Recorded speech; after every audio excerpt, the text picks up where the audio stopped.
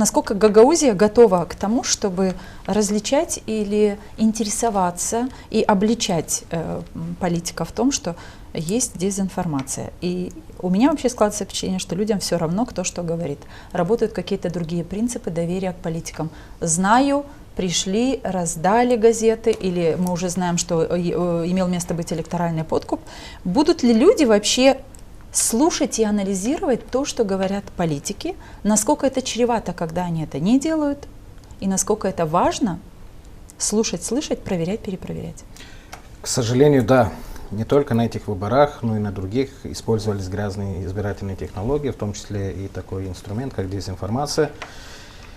Из-за низкого уровня общего сознания, из-за низкого уровня избирательной культуры, к большому сожалению, не всегда люди делают осознанный выбор, не всегда проверяют информацию и, к сожалению, очень часто доверяют вот таким своеобразным, многообещающим идеям и так далее. Понятное дело, что вот эти товарищи, которые используют грязные технологии, они манипулируют сознанием людей и используют разные ситуации. Но я хочу сказать, что чем дальше, тем больше приходит отрезвление.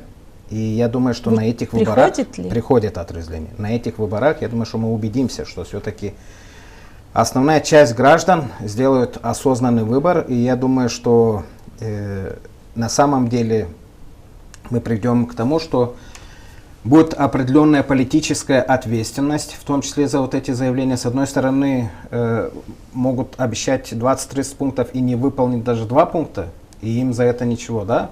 А с другой стороны, во всех нормальных странах действует не только политическая ответственность, их не только отправляют на свалку истории, да?